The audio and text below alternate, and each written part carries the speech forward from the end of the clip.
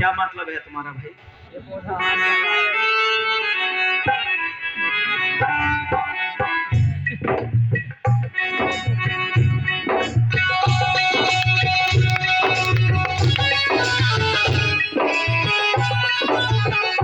ऐसा है, पिछले कार्यक्रम में एक छोटा सा गाना सुना दिया था, बाद में उसके वो आए थे कि आप वो गाना गाते हो, तो गाना गाने का काम मेरा नहीं है, तो मैं आपसे माफी चाहता हूँ। सुनाना होगा सर। लास्ट में मैं सिर्फ इतना ही कहूंगा कि ये पूरी की पूरी सृष्टि 9 रसों से भरी हुई है। जो पढ़े लिखे लोग हैं वो मेरी बात को समझ रहे होंगे। ये सारी की सारी सृष्टि 9 रसों से भरी हुई है, जिनमें श्रृंगार रस से बात शुरू होती है।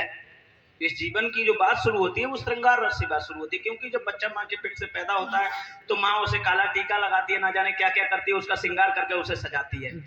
तो व्यक्ति के जिंदगी की जो शुरुआत है वो श्रृंगार रस से बात शुरू होती है, उसे सजाया जाता है और लास्ट में जाकर के शांत रस पे बात खत्म हो जाती है। यानी वो शांत अवस्था में जब होता है तो उसे मूर्त घाट पहुंचा दिया जाता है, या नहीं, शमशान ग्रह या फिर जो भी कहा जाए, अपनी अपनी भाषा में लोग कहते हैं, वहां पहुंचा दिया जाता है।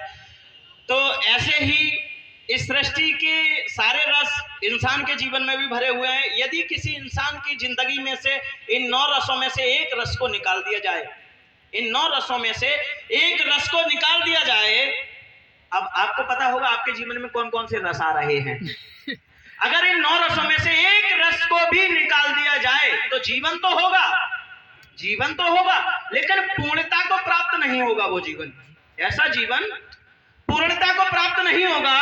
तो लिखा है किसी ने कि एक, क्या लिखा है वो, मैं तो भूल गया यार,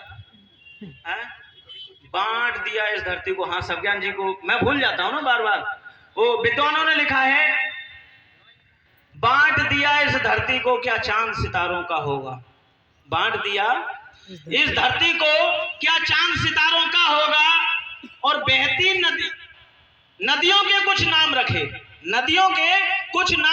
बहती धारों का क्या होगा।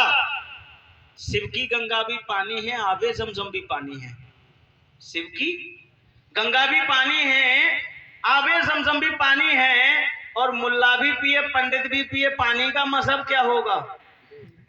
बांट दिया इस धरती को क्या चांद सितारों का होगा, नदियों के कुछ नाम रखे, बहती धारों का क्या होगा। शिव की गंगा भी पानी है, आबे जमजम भी पानी है, मुल्ला भी पिए पंडित भी पिए, पानी का मजहब क्या होगा। और इन फिरका परस्तों से पूछो, क्या सूरज अलग बनाओगे। जो बंटवारे की बात करते ना, तू ये है, तू ये है, तू ये है, इन फिरका परस्तों से पूछो क्या सूरज अलग बनाओगे। और एक हवा में सांस है साहब सबकी, क्या हवा भी अलग चलाओगे। चला के दिखाओ, नहीं है ताकत। इन फिरका परस्तों से पूछो क्या सूरज अलग बनाओगे। एक हवा में सांस है सबकी, क्या हवा भी अलग चलाओगे। और कौमों का करें जो बंटवारा, नस्लों का करें जो बंटवारा। नस्ल क्या है, पशु पक्षी एक नस्ल है, पेड़ पौधा एक नस्ल है, हम इंसान मानव। जब ये इंसान गुफाओं में रहता था, इसके लिए आदि मानव कहा जाता था। जब ये गुफाओं से बाहर आया फिर इसे मानव कहा गया, और मानव से धीरे धीरे इसका विकास हुआ। जब इसने अपने विचार एक दूसरे को व्यक्त करना शुरू कर दिए, क्या अपने विचार एक दूसरे को व्यक्त करना शुरू कर दिए, तभी से इसको व्यक्ति कहा जाना शुरू हो गया। क्या व्यक्ति तभी से कहा जाना शुरू हो गया। तो मेरा कहने का मतलब है हम सभी यहाँ पर व्यक्ति बैठे हैं, न कि कुछ अलग हैं। क्या होगा, अभी कोई आ जाए, कितने लोग हैं, कितने व्यक्ति बैठे थे, कितनी महिलाएं थी, कितने पुरुष थे, यही तो होगा। इसके अलावा कुछ और होगा। नस्लों का करे जो बंटवारा रहबर वो कौम का ढोंगी है। नस्लों का करे जो बंटवारा रहबर वो कौम का ढोंगी है।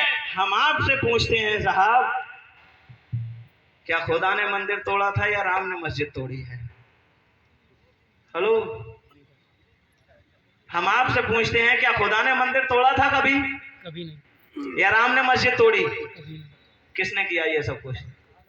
इंसान। हम लोगों ने किया।